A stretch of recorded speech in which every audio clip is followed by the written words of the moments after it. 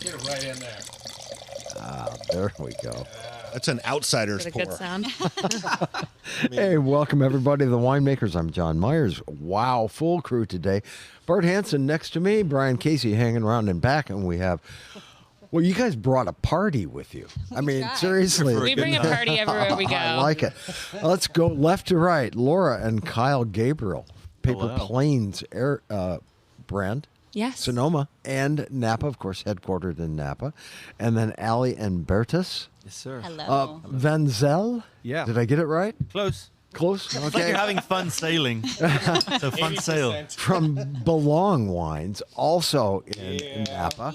And Great to be back. collectively, Yeah, it's you been a guys are over at the River Club in Napa, which is brand new. And how cool is that? And how close are you to our old friend Mark Pope's barbecue restaurant, Stone's Throw. the Bounty Stone's Throw. Hunter? His catering kitchen is right around the corner, and Yeah. we just smell the smoke all day long, and it makes us very hungry. It's brutal around 4 p.m. in the afternoon when you're We starving. want to go knock on the door for some ribs. Yeah, well, they'll sell them to you. That's for sure. Mark, Making all the hip wine. you know, Mark ended up, well, the Bounty Hunter was a classic when he did it. You know, this whole attitude of, I'm a guy running around Napa in a 53 Chevy pickup with a three-legged dog named Tripod and finding the best wine deals for you, you know? But now it's kind of gotten, you know, he sold it and they've gotten a little commercialized. I don't get it anymore. Do you see it around? Is it still published? There's I don't get the catalog, no, but I know it's a big deal when you're on the cover of that. But let's just say we've never been on the cover. But Never sold that many cases.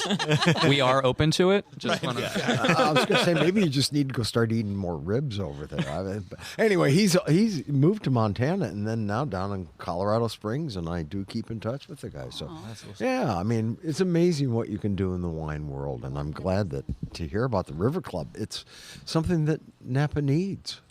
Thank you. Yeah, we felt so.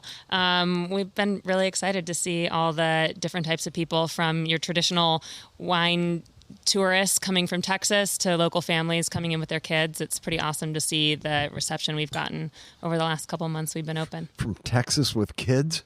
Well, the Texas people didn't have kids that just came in, but we take them all. With Texans, people with kids, dogs. Yeah. Three-legged dogs. You got to have dogs. Yes. I mean, I'm sure you have winery dogs, yes? We do. We have enough pets for the four of us, Kyle and I. We have 2 dogs and a cat. We also have, between the 4 of us, we have 4 kids. So we're very busy, and probably, I think, 7 jobs. Yes. Yeah, something like that. Life is not dull. Yeah, so, I mean, this all started... We had you on. Yeah, a couple years, like 2020. Yeah, right? and it was during COVID. Yep. And so we looked at you through a screen. Very different.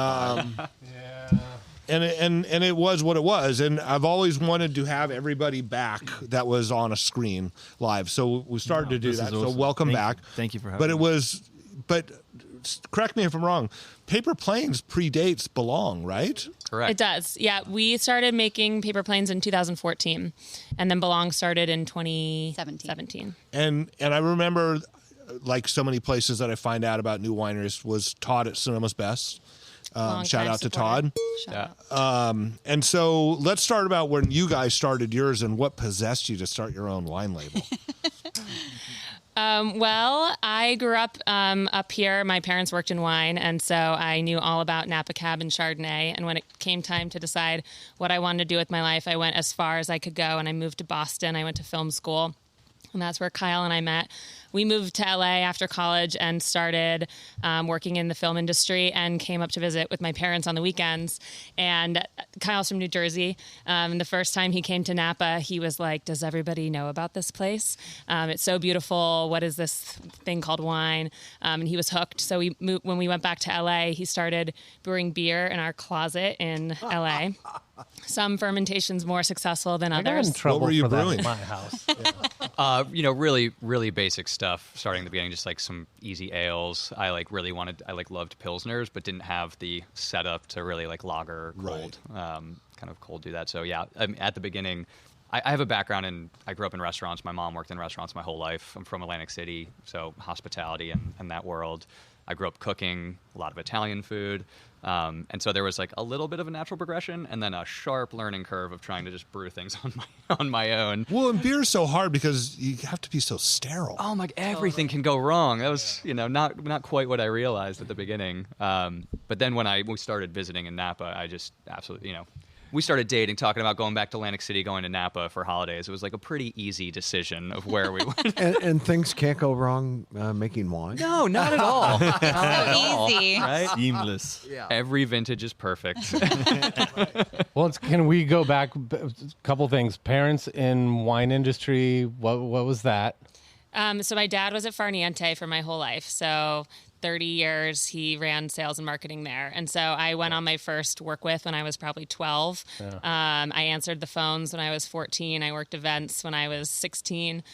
So I kind of saw that whole side of the business, but never saw the production side. Right. But when Kyle started seeing the wine industry, he got hooked in production. And so once we kind of decided we wanted to go down this path, we crowdfunded to launch. So we raised $12,000. We made 186 cases of rosé, and we made that first vintage over at En Route, which is Farniente's Pinot brand in Sebastopol. And so Kyle took a sabbatical. Put that 2 and 2 together. Yeah.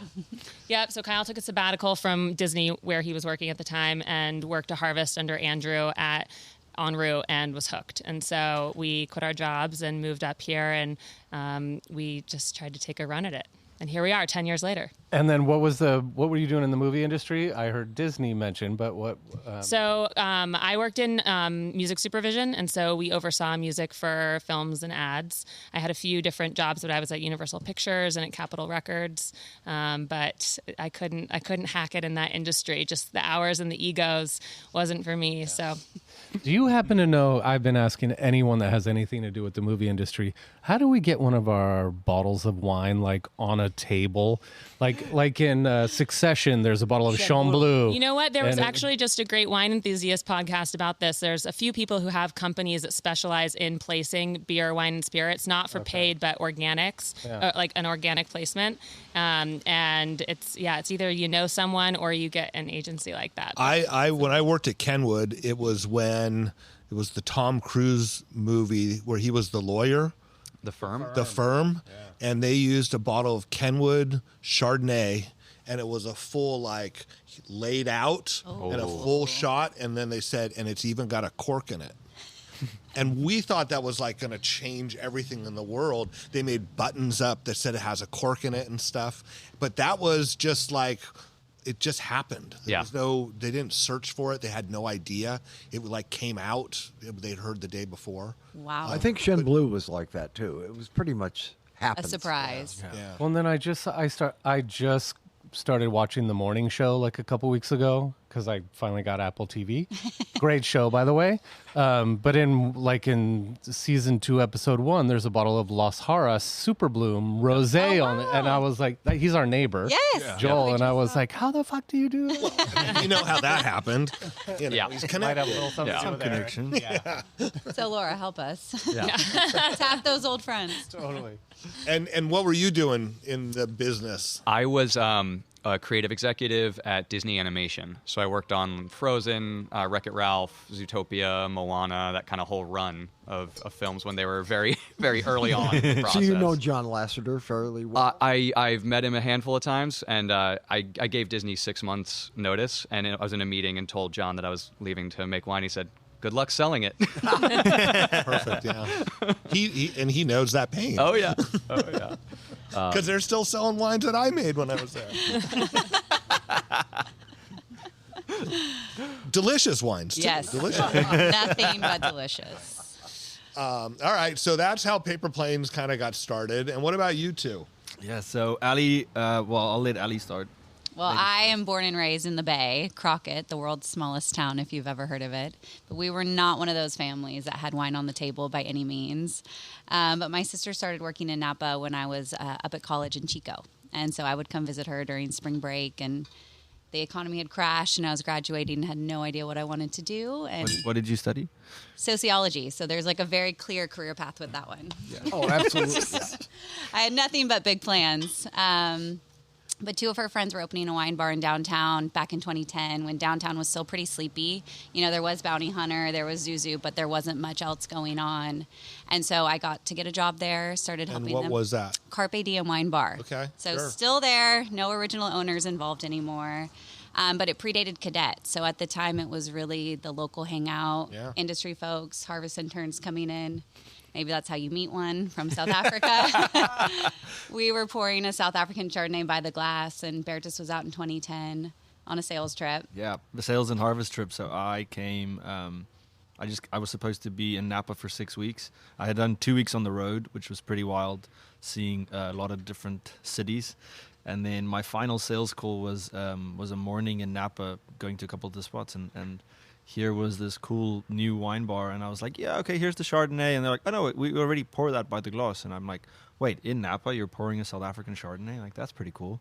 And so it became like my home away from home for those 6 weeks, and made some really close friends, friendships and connections with a lot of people. And I came back a year later, worked harvest again. That's when Ali and I went on a couple of unofficial/official dates. And where did you work harvest again? My first harvest was at Hess Collection. So I was working for the winery that they used to own in South Africa that they've since divested from. But really good experience, and still know a lot of the people like James McPhail. And I spent a week in Healdsburg making Pinot with him in 2010, which was pretty special. That's really interesting. So you worked there. That's how young you are. You worked there when they bought James McPhail. Yeah, it was right before because he was still just consulting on the Sequana stuff, and then all of a sudden they bought his brand, and now he's been able to buy it back, which I'm so happy. Yeah. For him. All those stories are pretty cool. Amazing. Yeah.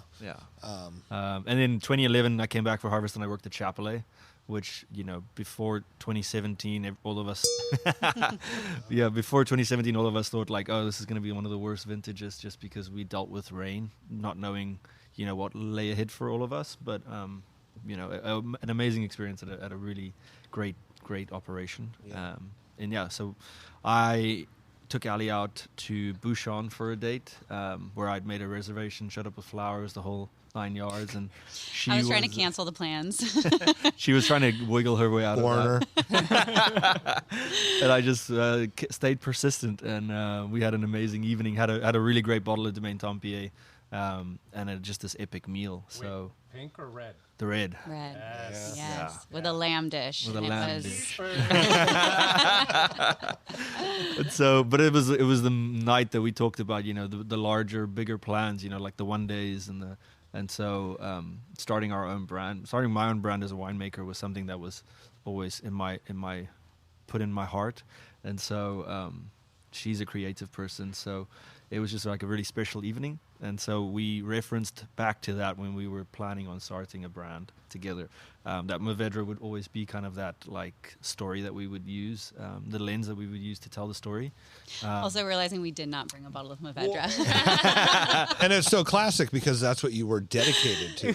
Different expositions of Mourvèdre. Yeah. And here we have Charbonneau. Gamay. Carbonic. Gamay. Yeah. So, you make plans, and we had our first release in 2019.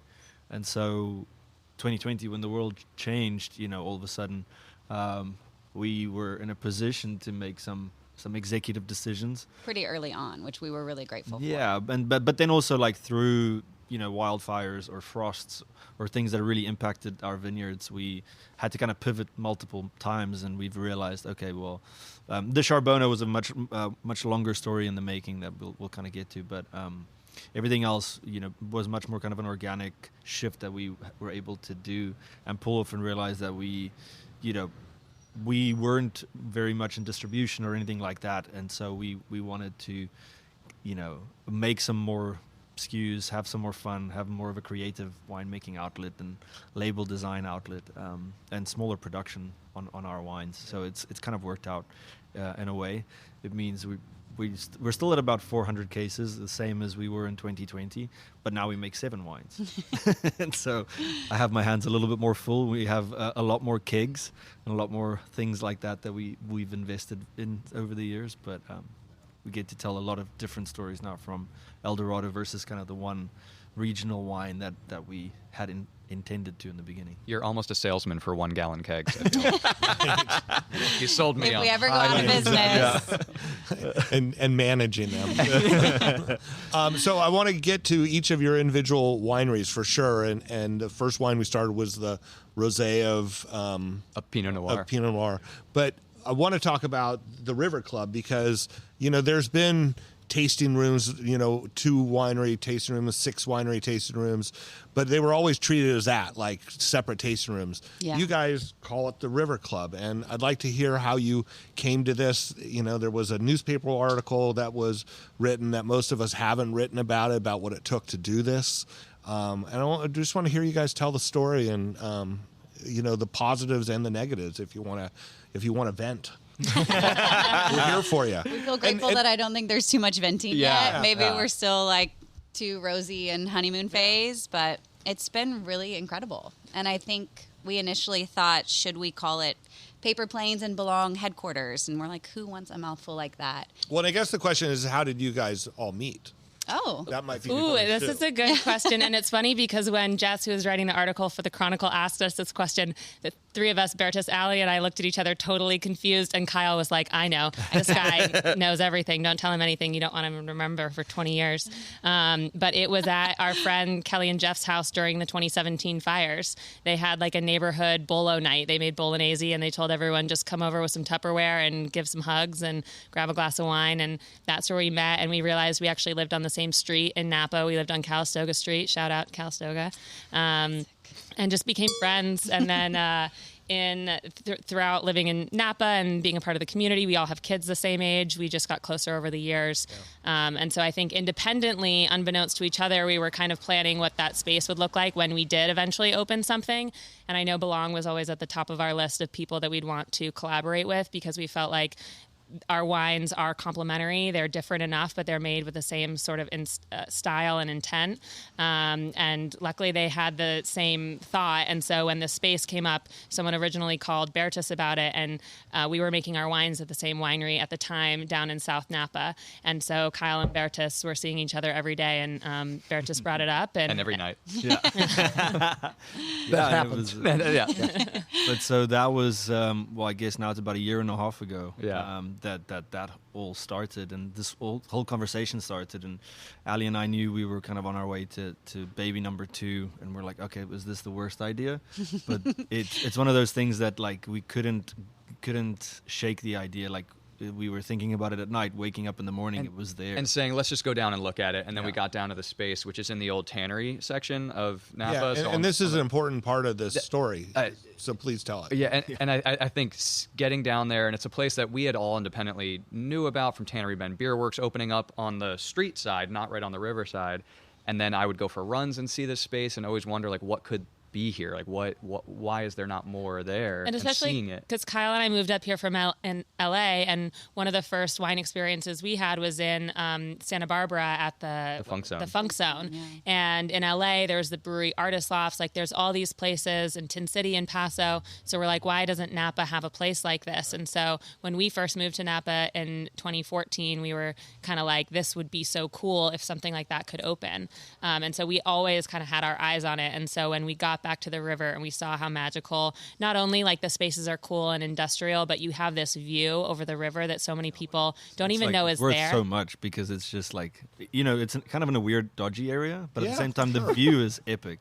Because Worth the you're risk, set the stage. You're looking directly across east, and you're looking the back at of mountains there. the back of the mountains. There's those vineyards, those massive vineyards that are planted up there. Yep. it's really stunning. And there's weirdly nothing developed right out our window. So there's like the new, you know, the Ole Health Center and the new apartment buildings, but then just this vast open spot that we look right out at. So it almost looks like it's an undeveloped And you don't piece of see the land in bridge or heart of the city. anything. If you go out to the You water can and see look it to the right, further. you Yeah. can see the Yeah. bridge. Like but it's Allie not was enough saying that view. this morning there were 3 otters in the river out front, and it's just There's like you so don't much get that action. It's anywhere. But it's so peaceful too. very You know, quiet. just being down there working, it's just really, really wonderful. It's really good vibes. Yeah. Just got good energy. And it's always the dodgy areas that make the coolest places because people then go and they build them up, and then, Yeah. then it's got that feel and vibe. but it's all cool. Right, Well, but it's another- also how we travel. Populated. Like Totally. both of us travel and look for the kind of hidden gems, the neighborhood spots, like The hole in the, the wall. neighborhood Exactly. wine The bars. little Yeah. things, yeah. Bacchanal in New Orleans was always a reference of ours, which is like one of the coolest places. And you definitely, Brian was just there. yeah, it's so cool. And you got to find it. And we knew that's what we wanted. And so even after the first space we looked at on the river didn't work out, we went and we looked at probably 3 or 4 other spaces. Some of them were downtown, some of them were in other neighborhoods. But we knew we wanted to be off the beaten path because we wanted to get the people that would go out of their way to find us, because that's kind of what makes it so special. How are you telling people about your wines? And let's go back to Paper Planes. The name. Yes. So Kyle and I started the company when we were living in LA. And so we were flying back and forth all the time to work on the wine. And one time we were waiting to board our flight, and this was 2013 at the time. So we had paper boarding passes, and we started to fold the boarding passes into paper planes waiting to board our Southwest flight. You know, everyone's kind of annoyed standing in line at It's your always number. a jostle. Are you number 21? I'm number 20. It's like, okay, I think you're going to go. I'm no, number sir. one. Yes. Group number Yeah. one. Okay. But Kyle and I were having the best time just throwing around these paper planes, and it turned this totally unmemorable moment into this connection between the two of us. And that's what we feel like wine is all about. It turns a simple dinner into a memory. And it was actually over a dinner party at our apartment in LA where we were inspired to create paper planes, just about how wine brings people together and creates these memories that really inspires you to live a life of That's the inspiration. idea. And the awesome thing is it was available too. Yes. Well, let's just say it wasn't the first name that we came up with, but as soon as we flew those paper planes and we said paper planes, and we called our attorney, who also happened to be a bridesmaid and one of my childhood best friends, and I was like, Katie, help me out. Tell me this is available. And luckily it was, so it stuck. Yeah, that's awesome. And you guys? Belong. Yes, we went through a long list of names that weren't available. Same kind of aha moment for you in the car. Yeah, I was driving and our wedding song came on, which is Ho Hey by the Lumineers. So the chorus is I belong with you, you belong with me, you're my sweetheart. And so I was like, oh, well, I wonder if Belong is available. Because the same thing, we had a list of crossed out potential options. How many did you go through? Oh, I Probably mean, 10 or 12, maybe yeah. 14. Of like something that we were like, not just a random name, but like something that had meaning. an intention. And then all of a sudden you're like, oh, this is so cool. Like it could be this concept. And you look it up and like, nope, someone did that, Yeah. 10 years ago, and it's held by a large company. So you're like, there's probably no way to get them to agree for not a minimal fee. I still love when Josh Phelps started Taken. Yes. Because Everything was it taken. started with like Yes. everything was taken. Exactly. So yeah, and then it was available. So we managed to get that locked down. And it became a thing bigger than the song. It really became more about being a part of this community and having a sense of belonging and make sure people feel welcome. And I think that's really what we're translating into the River Club of, being kid friendly, being dog friendly, being all these things that I think a lot of people, hello. A lot of people in Napa feel like they can't. Yes. Volkswagen. They're here. Look at them. Did they come visit you? We're No, doing not it. yet. We're doing it Not live. Every time I see one of these buses, I keep thinking it's going to roll up and pot smoke is going to. Oh my goodness. Everybody's going to be stoned. Yeah, the door opens like a Cheech and Chong movie, right? absolutely. Billows out. Yeah, guaranteed. That's just when Sam rolls up. Yeah. So, what's it like at the River Club? Tell me what I'm going to find when I come over there.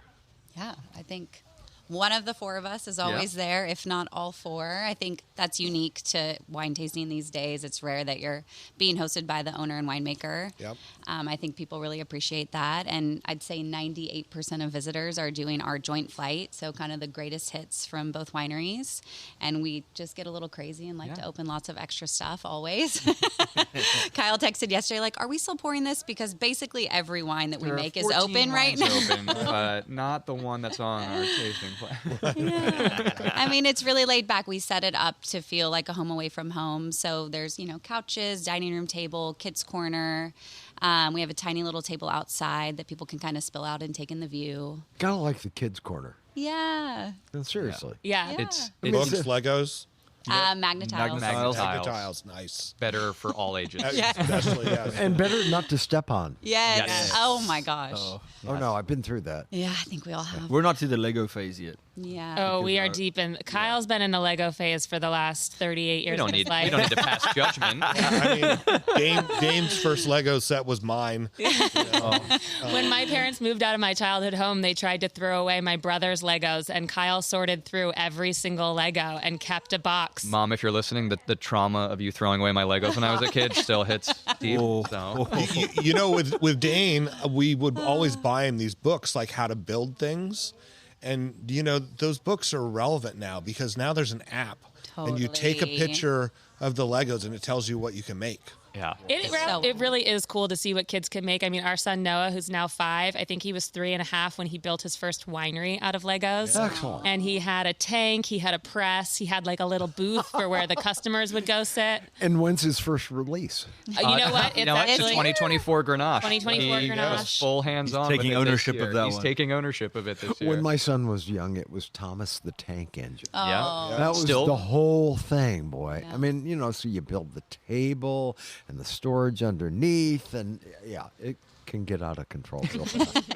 We tried to be intentional with the toys we chose to think, okay, this Magnetiles, you can enjoy them when you're 1 and you can enjoy them when you're 9, you know? Right. So lots of fun books that even some winemaking theme related. My Dad Has Purple Hands has been a big hit. Do you guys know that book? My Dad has I do, Purple yes. Hands. Yeah, for It was sure. A gift from Graham McDonald the first time we read it, and it was Yes, Graham and Sarah shared that book, and I was like, I definitely want to do a re-release of it. You know, kind of Right. amp up the artwork and perhaps some of the writing, but it's like love that book and have kids read that and really get an understanding of, Right. of the process is really cool. So, I mean, I always found we would always have grammar school kids at Kenwood. The Kenwood Grammar School would come over, and you know there'd always be some neat lab experiment that you could do, whether it was dry ice or Yeah. Yes. indicator color and whatnot. Yeah.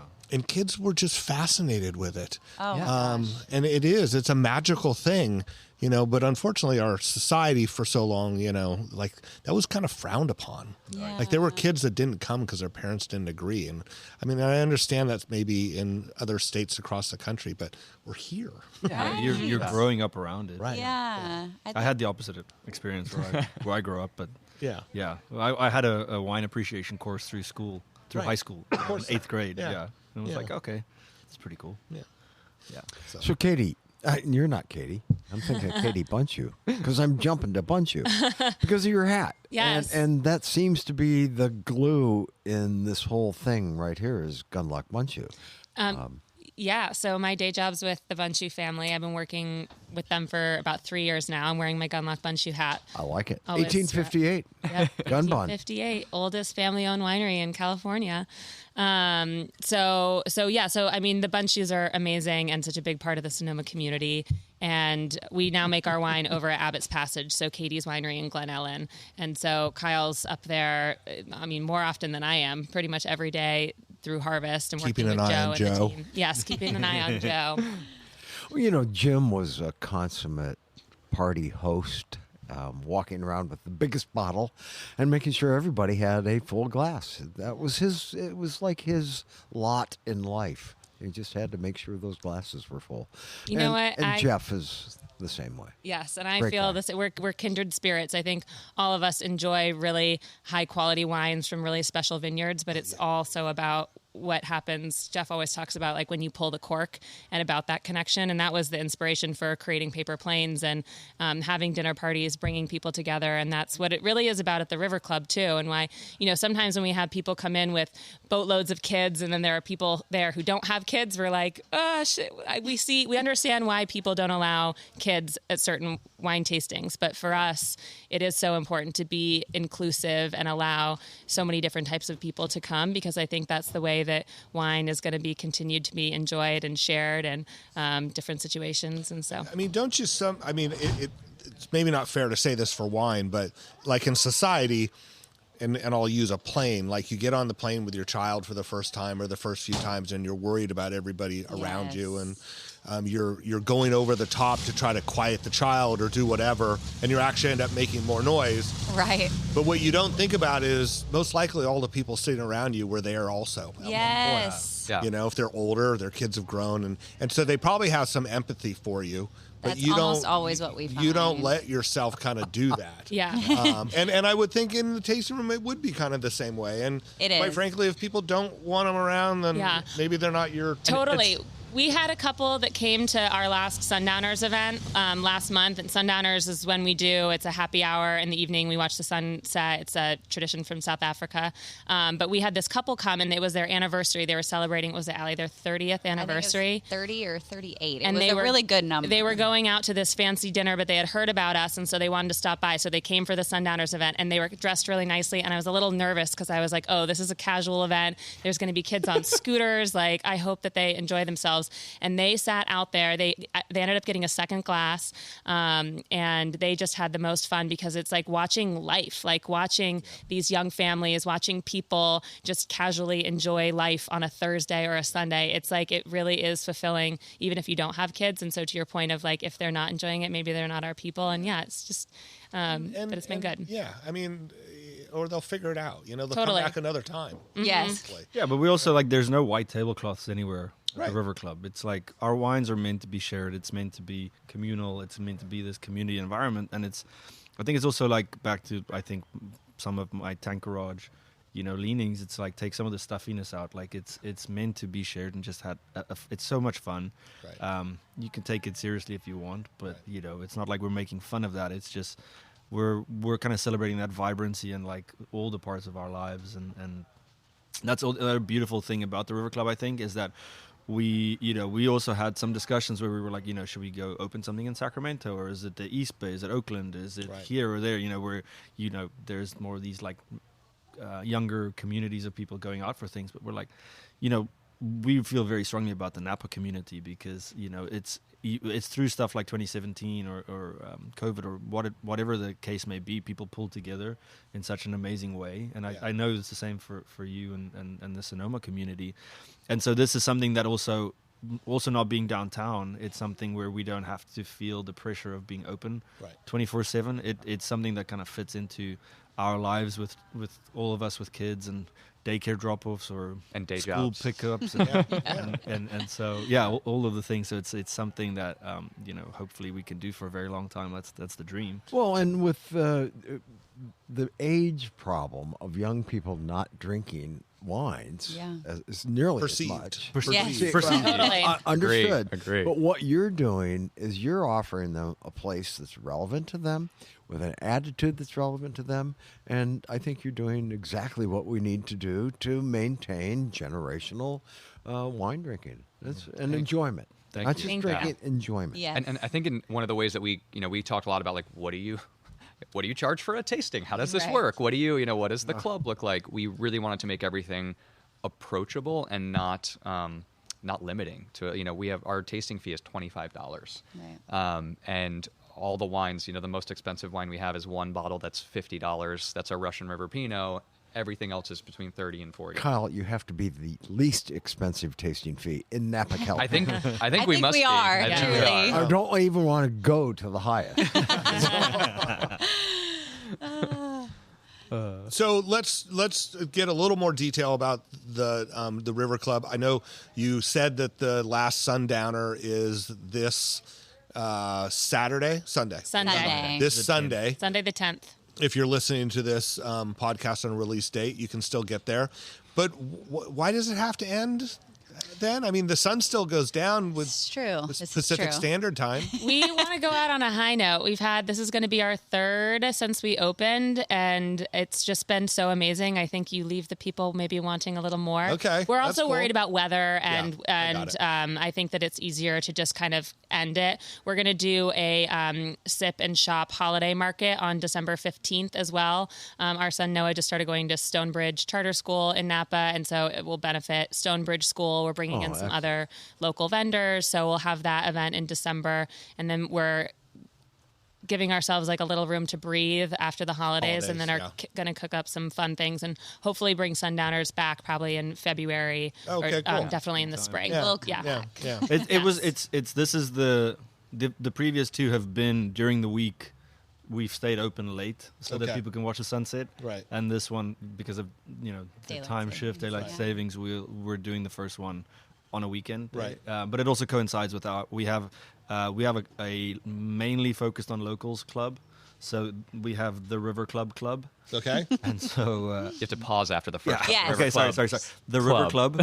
Club. Yes, there it is. And so that's mainly geared to pickup only, so it's not a shipping option. It's very much geared to locals, and so this is going to be our first pickup party for Awesome. our club, Yeah. our joint club. And then something that you're able to do, which I think in the first iteration of these multi-winery tasting rooms, is you don't have to have your own little part of the bar and stay separate, right?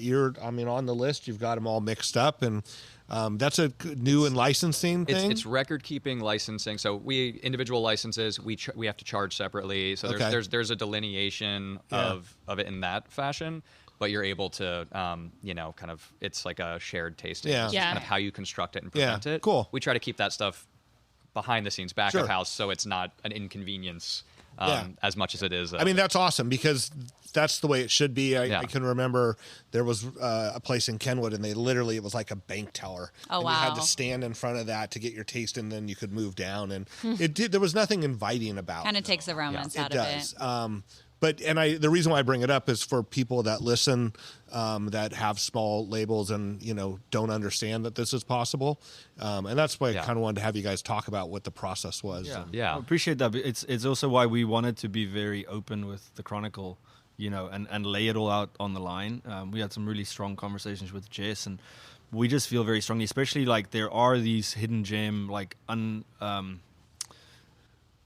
underdeveloped, hugely potential areas, in a lot of places like Napa, Sonoma, and it is doable, but I think it does take a lot of work. Like there's no way to hide that. It's Bertus not and for I are everybody. very good at paperwork. Yeah, and we're very paperwork, friendly. So licensing, we yeah. really, we killed the ABC and the city with kindness and Yeah. really went in like we're CDTFA. CDTFA. You, We're not you learn a lot of acronyms doing this. Yes, you do. we're not going in to be combative. We're like, hey, we want to do this right. Let us know what we need to do, and we will do it. And Yeah. we'll, It is amazing when you walk into those agencies. If you walk in with your hat in your hand and you're Exactly. almost apologetic, they tend to really want to help you. Yes, they That's- really It is do. a very, very the spirit of like We've connected with so many people on a human level to say like we're not trying to get around anything. We want to do it the right Help way. us understand Please help this. us know how to do it the Exactly. right way. We are trying. And I'm not saying you make it hard, but I wouldn't call it easy, Right. but we, Yeah. there is a way. There is Yeah. a way. But it was very important for us. I think that's also like how Ali and I felt with Kyle and Laura. It is we do have a hospitality focus. Yeah. As much as there isn't like a white tablecloth, it's still we deeply care about hospitality and making people feel welcome and appreciated for being there. And I think that's kind of key. But it is possible to do it for small brands, and I think that's what we're kind of betting on for future success. Yeah. Given how distribution in the 3-tier system is it dead is to us. I wasn't going to go that far, but it is a very challenging thing for small brands. Yeah. It's distribution. We love our partners in 3-tier. Sorry. Of course you do. Of course. But yeah, so we're an open book in that sense. It's like, Yeah. but our location is it's a fraction of the cost of downtown Napa. Right. And so it's like find those hidden gems and And perhaps you have gas station chic Right. restrooms, Shared right? restrooms. Shared restrooms, Yeah. with a plumbing company, but it's fine. And then set a budget and stick to it, and then whatever you don't get in your budget from your contractor, you'll do a lot YouTube. of Googling and YouTube and DIY, and because we insulated our wine closet ourselves and did a little bit of miniature structural work that we won't discuss too deeply here to put a shelf in to have Those the people AC. aren't listening. Not at all. But yeah, you have to get crafty. You have to like really get and not be afraid of we all do long hours anyway in harvest, so it's like it's like another harvest to build it out And you have to be happy with what you have and know that you can always change something later or exactly. grow phase one. into it. We talked about phase one Yeah. a lot. Yeah. Like And we'll talk the about dock phase is 17. Phase 17, I think. Yeah. We want to get a dock out there on the river. Every city needs a river club if they have a river, Yeah. Right. even if they already have one. Franchisable. Yeah, But you New totally York, franchisable. Phase 19, I think. And so how many square feet is it? 734. Okay. So very Including closet manageable. space. Yeah. Yes. It's intimate. And it opens out to the river. It does. And you have a small, as you said, is it a deck or is it? Just it's technically a doorway? fire lane. Okay. But it's great because that means it's open. It's Yeah. riverfront property, but riverfront. technically the outdoor space isn't part of our space, but we do have one little cafe table out Yeah. there that's Right nice. outside on And there's the- a great railing, so a lot of times people will take their glasses and go sit out and look out over the river and spot otters. Yeah. Right. Seals. Yes. Lots of things. Come We have up. binoculars. Yes. Yeah. That's awesome. That's awesome. All right. So the first wine we had was the Russian River Pinot, the rosé. And then Love I that. jumped to the carbonic. You're following our flight so far. Okay. Yeah. So You're I in jumped perfect to order. the sun shower. Sunflower carbonic red, yes. Yep. Just two things. The color on the carbonic red is magical. And then the one on the Russian River Pinot is kind of like not what I think of as a Pinot. Oh, I think that's our Valdez. Valdez. The That's our Valdez, Valdez. that's Okay. why. Yep. I was going to say, and that's electric. How did you do That's that? how they describe the wine, electric. Right. So you're spot on. Yeah. Yeah. Yeah, so that's our 2022 Valdez, and this was the first vintage that we made this wine. So Paper Plains were primarily known for Pinot Noir from Russian River. We started with the rosé. Now we make a red Pinot. We also make a wine in cans and a Petna out of Sonoma That's Pinot. right. You guys were early in the We can. were were early in the cans. cans, We started yeah. making cans in 2017, and we still do them, called Flight School. So just fun. There are a few spots around town here in Sonoma, but we started working with a friend of ours grows this fruit over in Sassoon. The Valdez. The Valdez. Sorry, yep, the Valdez. And it's a really cool vineyard. And I don't know, Kyle, you can talk about it. It's called Cardi Ranch. Cardi family lived on it.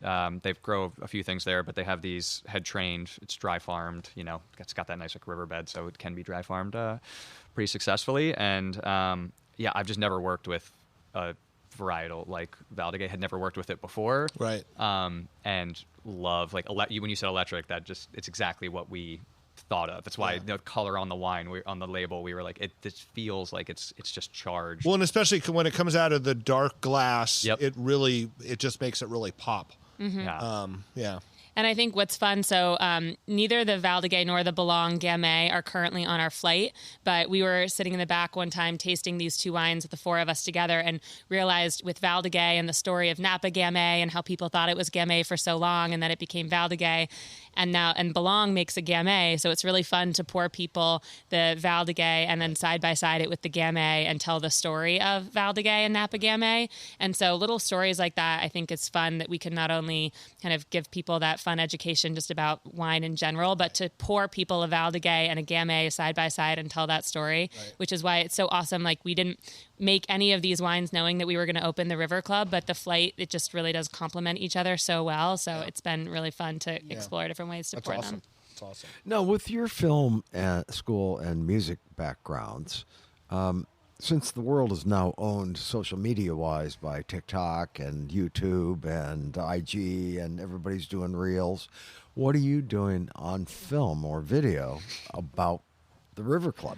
How are you getting it out there? Bertus just bought a drone. So Very cool. And he looks stunning standing out by the Trying to So entice maybe people. more. He just gives it sultry looks as it locks eyes with him. Smoldering. I'm giving you Smoldering. smoldering. yes, that's his signature side eye. So Allie and I run our River Club Instagram, and I think we talk about for anything, whether or not it's a movie or a ad or a wine company, like it's all about storytelling. People just want to hear compelling stories and be engaged by meaningful places, people. And with wine, it's something that you can hear the story and then you can also like taste, touch, feel, pair it with food. But it's all storytelling.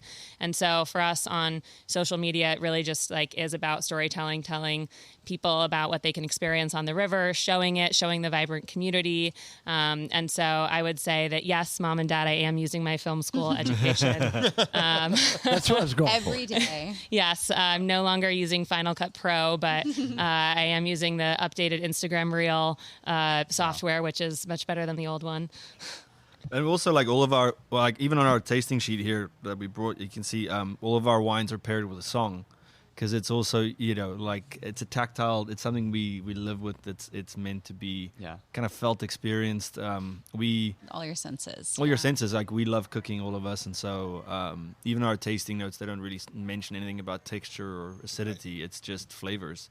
And something that, you know, kind of sparks sensory memory is kind of an incredible thing. Like, we're messing around with the Vermentino, and and for, you know, it takes us to certain places and flavors.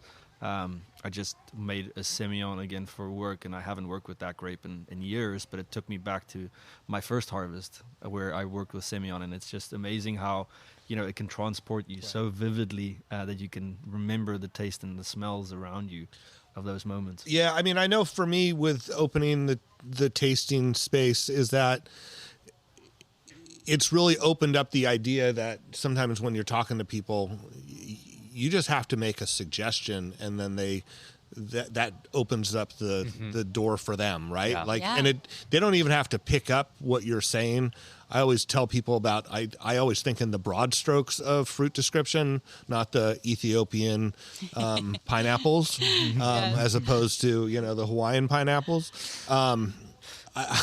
I just go wide strokes, and then people find their own flavor for it, because we do all taste differently. We do. Absolutely. And that's so why the personal. suggestions are great. I think the suggestions of the flavors, the descriptors, are way better than trying to talk texture and perceived alcohol and tannin. And Everybody has the different palates. Right. Yeah. And I feel like we got, all of us, sort of bored of writing tasting notes, and you're like, I'm just writing using the same words as last year. You know, like, it's like, yes, it's vintage to vintage, but when you're trying to write it in that, you fall into that trap of tasting notes, and you're like, let's just say something different. What does this Sometimes remind you just me feel of, like, you who know? cares, right? Well, and ultimately, it's about sense of place. It is. Exactly. You know, not only where it was grown, where it was created, by whom.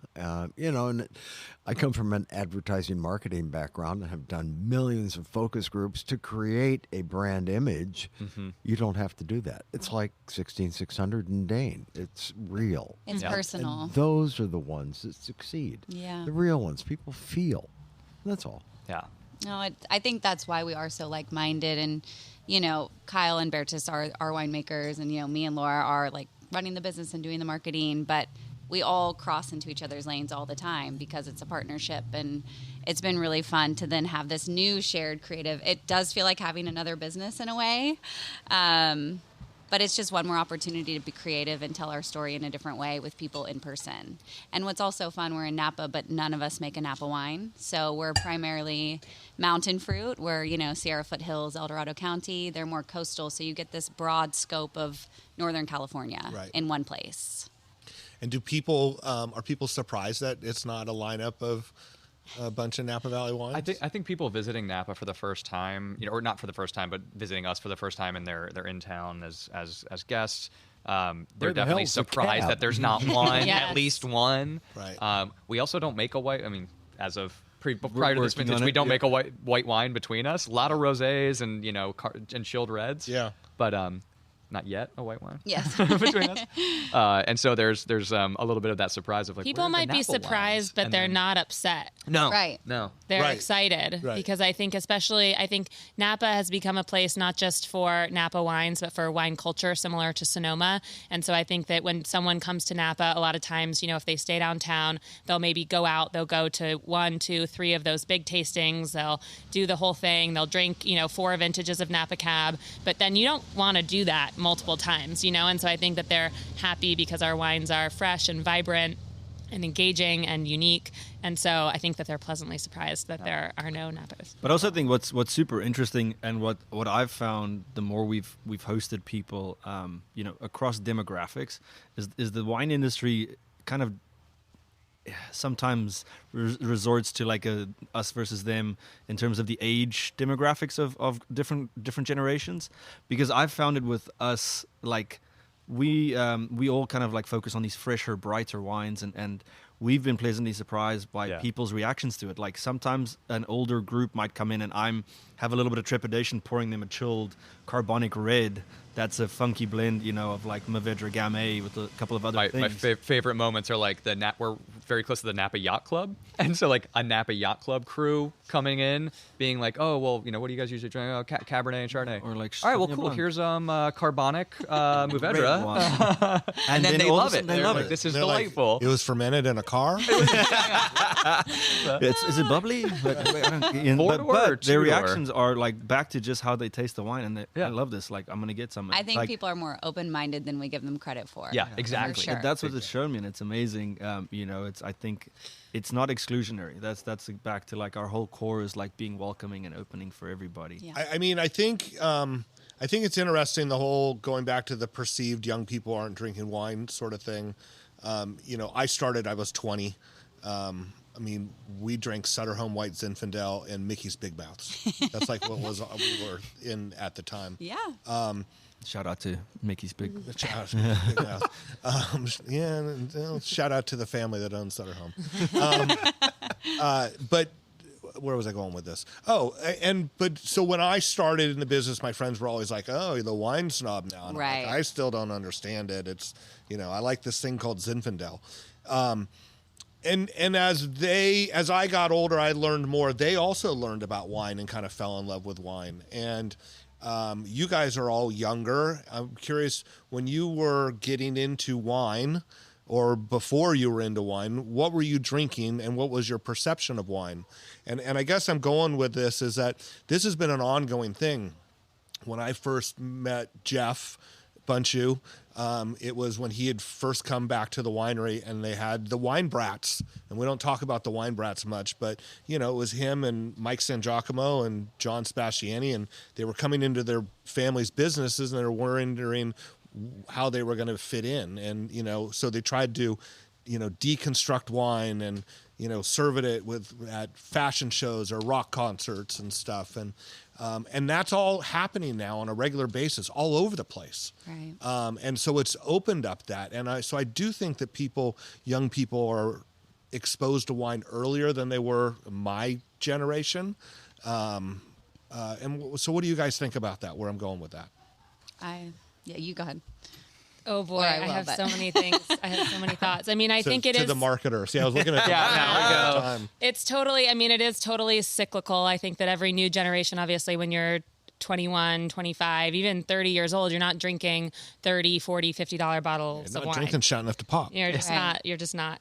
And so I think that there needs to be a space for wine to be welcoming and open. I would say, since I grew up in wine, we were definitely not taking bottles of wine from our parents' cellars, and we're probably drinking, things that people don't drink when they're 21. But I think that for us, it really took being reintroduced to wine through more accessible wine shops. So for us, for Kyle and I, it was Silver Lake Wine in our neighborhood in LA.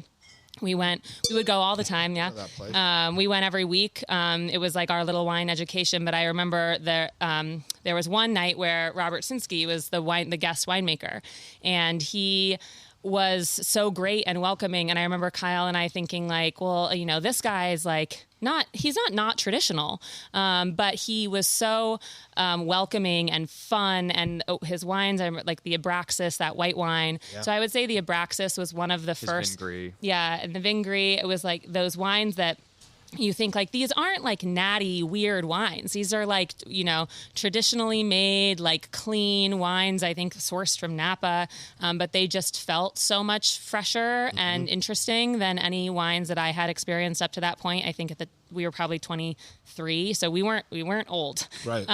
Right. And so, but it was going to those nights, going to those winemaker nights at Silver Lake Wine, where we would pick up bottles that were in the probably $12 to $20 range and bring them back to dinner parties that we'd have at our apartment in LA. And that's where we really got reinvigorated into wine. And I think for us, we've always been about making wine accessible. So we started making wine in cans in 2017. And it's definitely not, it's not like we're selling truckloads of the cans, but I think that for every person who picks up that can, the 4-pack of cans, and they bring them to the beach, or they bring them to a concert, or they bring them to a picnic, that's just like another time that they're going to then think about that as a wine occasion for future. Yeah. I think that's one of the difficulties with wine right now is that people think like a wine occasion is only when you're sitting at the table, but there are so many wine occasions, and we just need to make wine in more formats and flavors that allow more opportunities to be wine occasions. It's such a bummer to hear you say that, because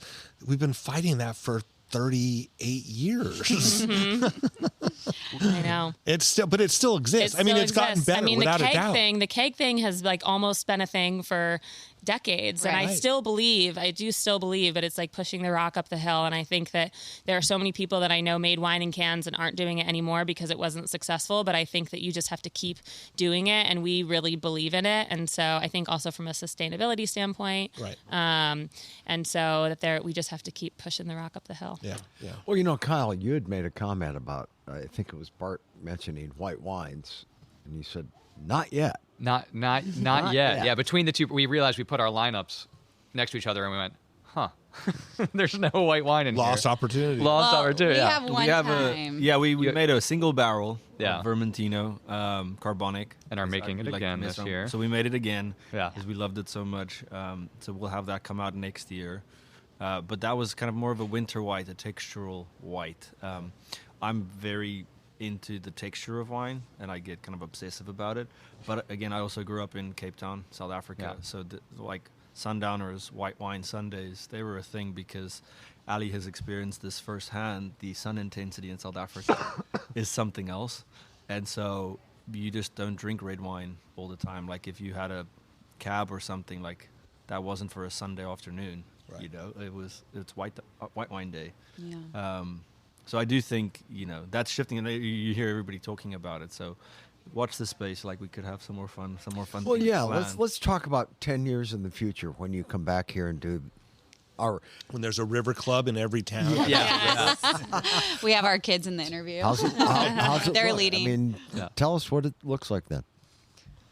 What is 10 years in the future? I know. Guys? We're like, what's tomorrow? We're in a 3-year lead. I think we often joke that we all say, like, we're still here. It has, as a small brand, I think you can get really caught up in the day-to-day. But if you take that broader scope and look at how much you've accomplished, you can feel really proud and excited. And given 10 years from now, I mean, I think we'll still be here and doing more and staying creative and maybe not chasing trends, but still making wines we really believe in. Trends. Maybe more of that. Now, Bart, if I'd asked you that 10 years ago, I almost did, basically on the radio when we were talking. I think you were working at Lassiter when I first met you. I was. Yep. And every winemaker that we talked to at that point in time on the radio had a passion project. Yeah. Whether it was Danny Fay or all these people who were sort of the stalwarts of Sonoma at the time. Would you have predicted it correctly that you'd be in the tank and have a tasting room? No. I mean, when I worked at Benziger and we had the imagery label, we thought that we were like doing stuff because we were bottling Sangiovese and Muscat Canelli and we were the varieties, unique varieties from unique places was the kind of the start of imagery and now that's they can't say that anymore because everybody's making all sorts of varieties. That's a great trend that I love that's happened.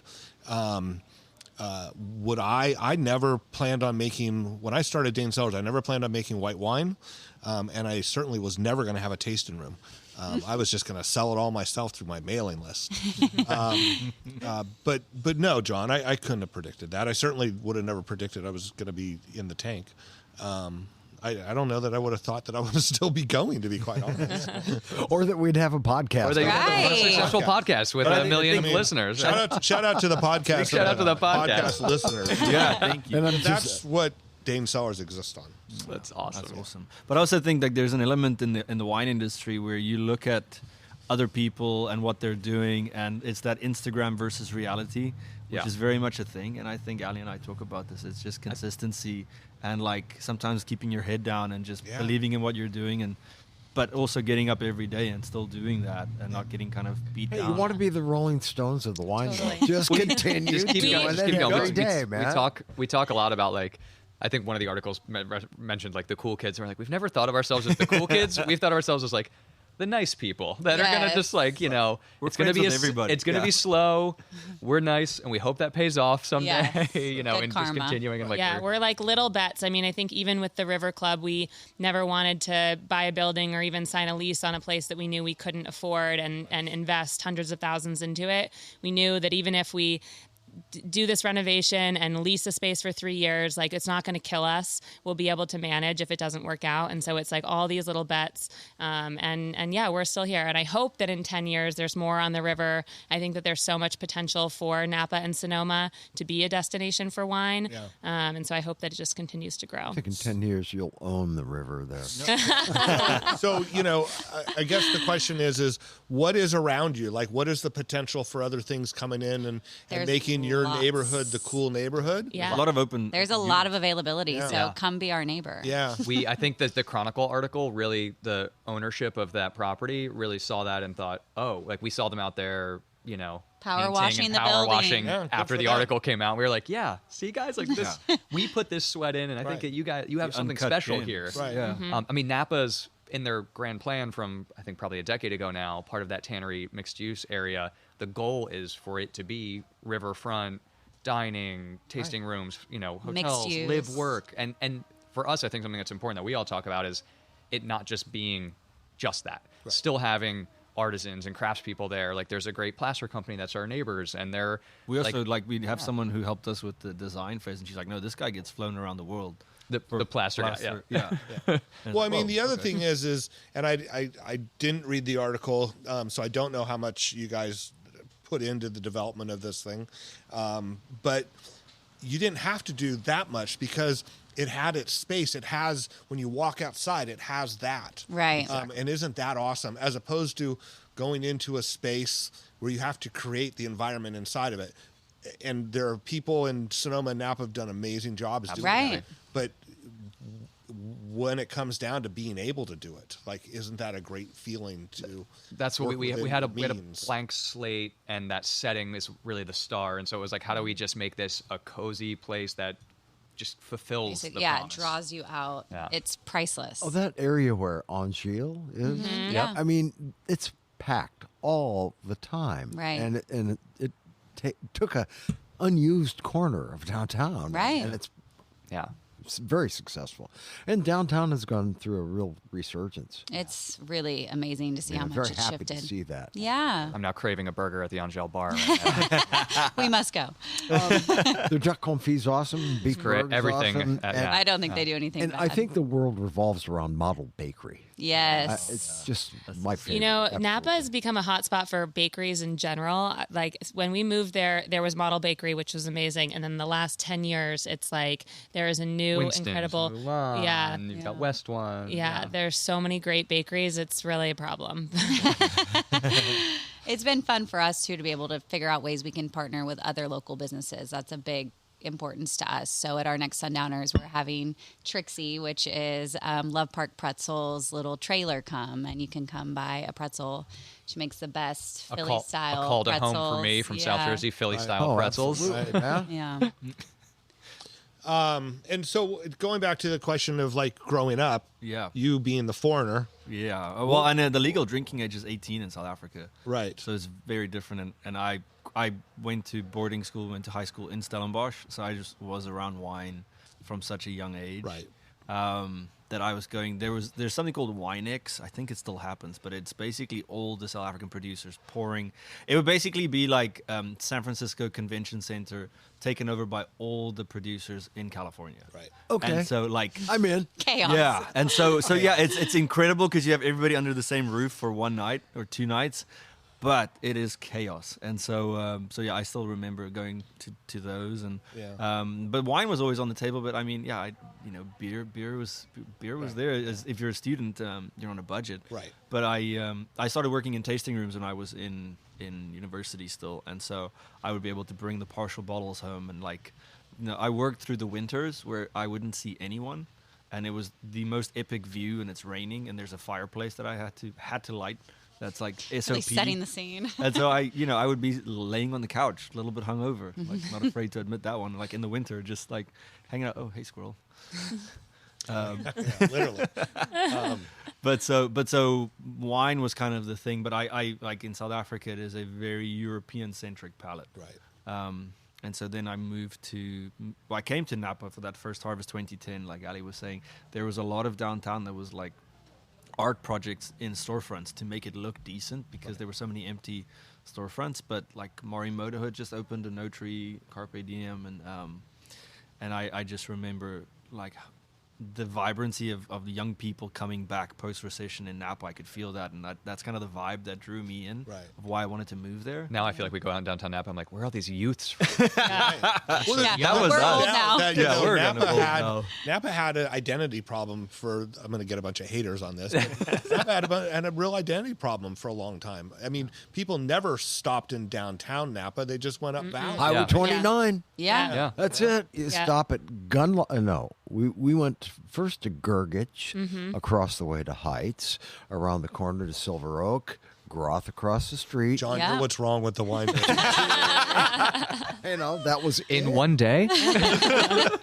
Bistro Don Giovanni's always been there. OG Napa, yes, yeah. People didn't go downtown necessarily, but I do think that like Angel just celebrated their 20th anniversary. Yeah. Like they were one of the beginning, and I think the river restoration project had so much to do with that So too. much to do with Well, yeah. Oh, because absolutely. yeah, and so I think that now, I mean, yeah, shout out The building we're in shout out to the flooded 2 river. feet up the wall, I exactly. think, Well, you know, before the river and- restoration project. Well, it's funny. So in Petaluma, growing up in Petaluma, there's that shopping center. It's called the Golden Eagle Shopping Center. It's the one right downtown with the walking bridge. Yep. When they built that, I can remember my dad just going, "They're doing this all wrong.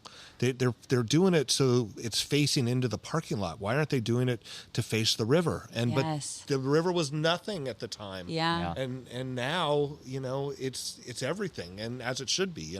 But those buildings are all still facing the river. and Bart, you would not believe the riverfront in Chicago now. Oh, It yeah. is Oh, my is God. so vibrant, Incredible. and there are so many places to eat Yeah. and relax and drink and have a good time. That didn't exist when I was there, and I've been Right. out here 15 years, and they were just starting that effort, but they had to clean it up first. Yeah. Right. And everybody comes. Hey, it's the Iowa thing. Build it, and they will come. That right? is literally our goal. We're like, maybe for once we're ahead of the curve. Maybe we can how get do- something going down How's here. everybody get in touch? Let's talk about your social media and tasting rooms and hours and all that. Yeah, so we are on Talk. If you'd like to book an appointment, we say we're open by appointment or chance. That's a good one. I like that. So if our sign is out, we are happy to pour you wine. We're open Monday, Thursday, Friday from 11 to 4.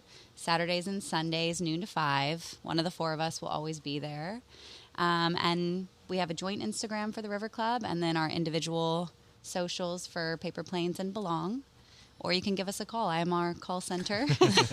It rings to my cell phone. Sometimes you might hear me picking up our 3.5-year-old from dance class, but that's how we work-life balance.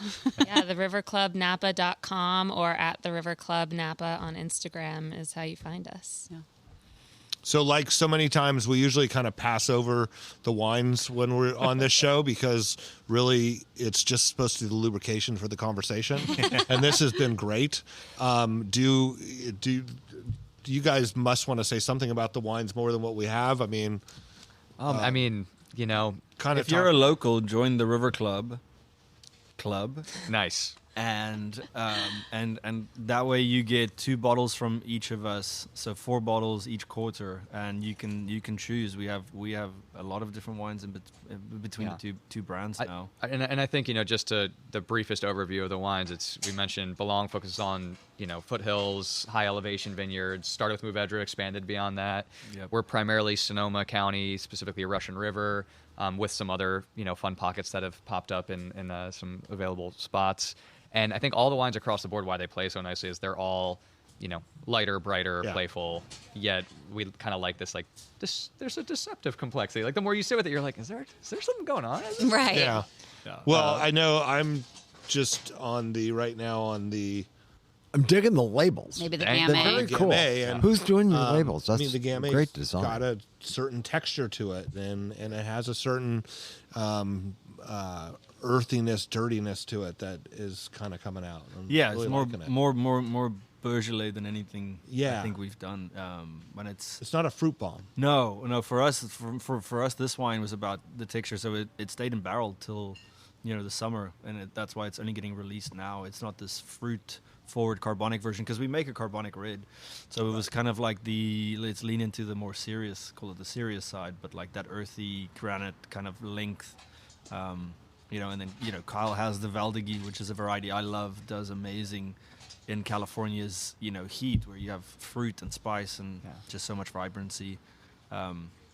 You're gonna try their Pinot, which is not your typical Russian River Pinot. Matt Stamp, I remember he put this wine on their blinds, their Sunday blinds, because it would throw everybody because it's not typical of a Russian River Pinot. And I feel like learning in the cellar to make Russian River Pinot, Right. I wanted to see like could you get that fruit that I love about Russian River Pinot with a slightly more subtle and delicate touch to it that are often found in like more coastal vineyards. We're always the first pick at our vineyard. We use no new French oak in any of our wines, and so it's just going to be lighter, vibrant. I mean, the alcohol on this Russian River Pinot is 12.6%, so it's always low and And vibrant. so, and where in, because Russian River is vast, where in Russian This River? is Chalk Hill sub-AVA, so kind of more, it's right off of Arata Lane, the Windsor Oaks Vineyard. I think they changed their name, and I always forget the new name, but Windsor Oaks Vineyard.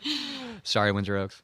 And it's a property we worked with, kind of discovered it for rosé originally, and like they're a sneaky little, they've been no spray for a long time. It's almost like they don't know how to talk about how they're doing the right things.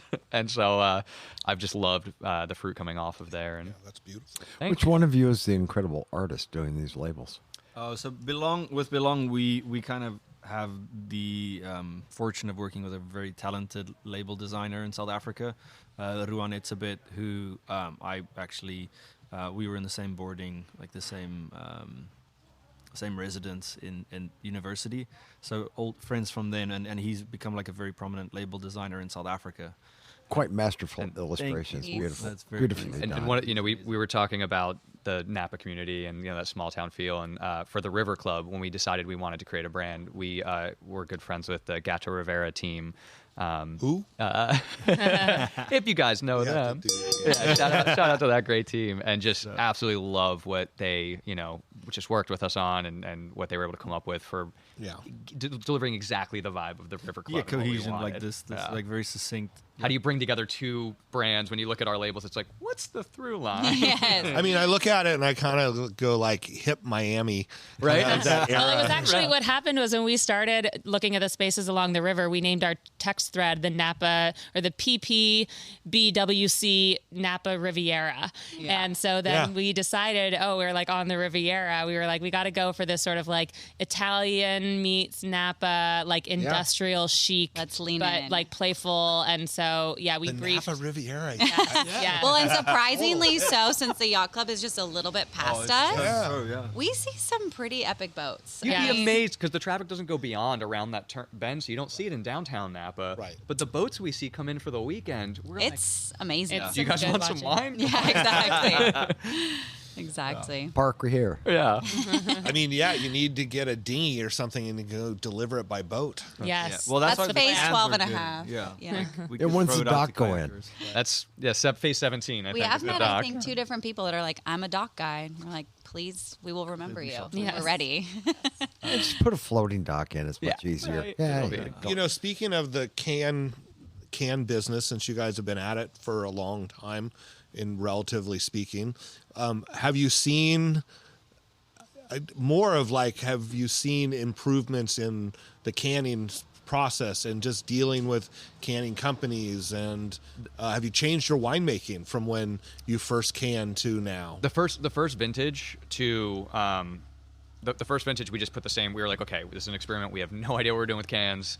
We have our rosé. Let's just put a small amount of it in cans and see what happens. And the way you experience it is so different. And then there are things you need to look out for that you're not necessarily looking out for in bottle. And so we started sourcing different from a different vineyard for the cans, aiming for something that was just a little bit more like straight fruit forward.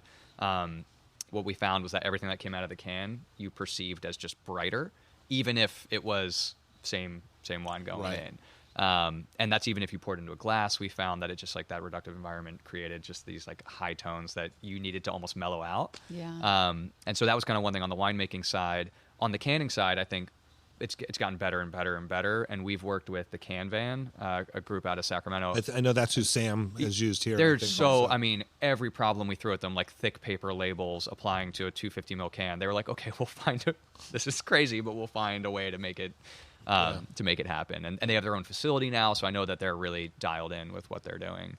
And so, yeah, so I think it's improved. I think a lot of people got out of the game because the economics don't really make a ton of sense at small volumes. Right. But it's something that we just really love and are, want to keep. We We're doing it believe every in. other year. It's like a marketing spend be a almost for leader. us. Yeah. Yeah. Let's do it. Yeah, totally. What have we not asked you? A final shout out there to the Krutzinger family. So you have one of the rare beasts in Charbonneau over there that we'll leave to you guys to share. We can open it. Well, then we'll leave it behind for everybody to share. Yeah, so less than 100 acres of Charbonneau in the U.S., and this family decided to add an acre. Did we lose our opener? Brian. Oh, he Brian stole must it. have took it. I got it. Go ahead. It was his, but he took it back. How dare him? So it's so this family decided to add an acre to that, and so it's just outside the town of Sonora, 45 minutes from the gate of Yosemite. That a family bought a small amount of acreage to build their house and wanted to plant a vineyard. So they were planning to do Barbera because they had the dream and the foresight to plant something that would make sense in the foothills. Well, yeah, Yosemite is not known for wine country. No. So this is a Tuolumne County wine, but the Sierra Foothills AVA is pretty Yeah. vast. That it is. Yeah. And so we, but then he came on a business trip to Napa and went to a tasting room for T-Vine, where I used to make the wines for, and had Charbonneau for the first time. And he just changed his mind completely. So, Well, tell us what we're about to drink. so this is an odd one. So it's originally from the French Alps and the variety. And so made its way here, and there's kind of a Charbonneau following. There's a lot of it's planted in Calistoga, but this one is planted maybe more close to its natural home. And in the Alps, it's known as in the Savoie region, it's known as Douce Noir or Corbeau. And so dark color, big tannins, but this is actually the lowest alcohol wine in the shop. What's the alcohol in it, Marcus? This one's only That sounds like a setup. it's only 10.8% alcohol. What? Yeah. But it's funny because this is the wine that we reach for if someone's like, I mainly drink Napa Cab at home. It's like, here, try this. Yeah. Well, And it's it's the like- very it's- first crop. So we got to help plant the baby. vineyard in 2020, and 2023 was the very first vintage. and that's Can also you why- count on one hand or two hands how many people make a Charbonneau? maybe One two. finger? Yeah. But, Wasn't there a Napa?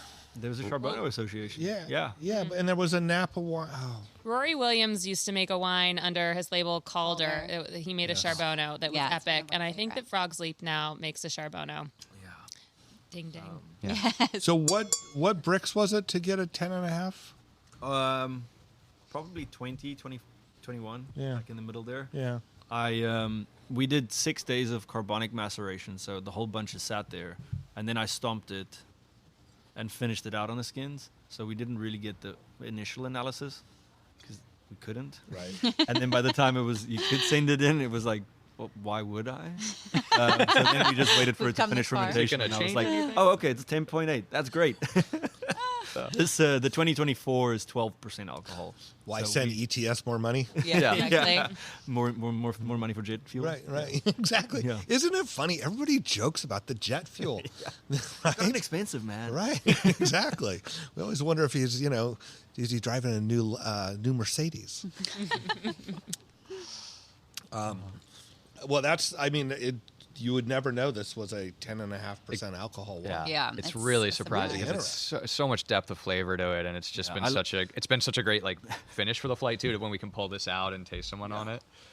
And it's just interesting because it is more, I think it's more spice driven than, there's a lot of it planted in Calistoga that tends Yeah. to be more of the blue fruited version. But Some deep flavors in there. Lots of layers. It's a really fun one. So we're excited to keep this tradition going with the Krutzingers, and they have baby doll sheep and chicken and like following like the regenerative thing in their vineyard. They have honey, lavender. Yeah, it's pretty incredible what That's they've done up remarkable there. wine.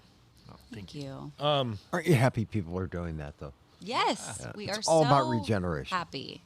And so happy to have partnered with them. I mean, we hope to make this wine in partnership with them until the end of time, and we have a picture from... In 10 years. Yeah. That's where it'll be. The first harvest, our daughter was, 2 at the time, and their son was 9, and they were both playing with dry ice while we were trying to, finish working. And this year, she's 3.5. He's now 10. She's got a crush on him. Young love is forming. Is Johnny coming? It's just, and same photo, them playing with the dry ice. So you just think over time what that will be. And now our 10-month-old Maddie's a part of it. So it's just fun. Yeah. Well, thanks, guys. So appreciated that you Yeah, came all over. the wines are delicious. I Yes. mean, the Russian River Pinot is not what I think people in their mind know what a Russian River Pinot tastes like, and it doesn't taste like that. Yes.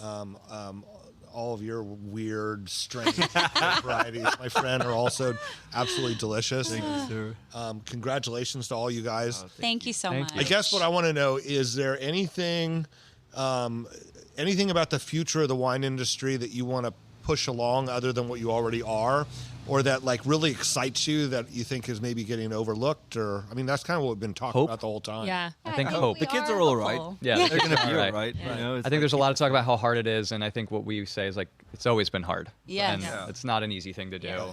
but we're still here. Yeah. Yes, We are I still think here. we lead with joy and positivity, and that's what we're all about. I mean, of course, it can be challenging, but I think that there is a little bit of that doom spiral that can happen, Yeah. and I think that it's just about It's Instagram's fault. yeah, Yeah, well, we're voting on that Yes, tomorrow. yeah. Yes, Yeah. yes, We're we are. recording this So- before. This is Yeah. a big Yeah. week. It's a big date. This is a it's real going to big be a week. different place around here. yeah. Yeah, Well, when this this releases. is his first election he can vote in being a citizen. Hey. USA. So this You is a don't big have one. to go that far. Just be present. Just Oh, yeah. very And much. and yeah, it's a big deal. It It really is. is. It is. I've told people, and I do a radio show on politics.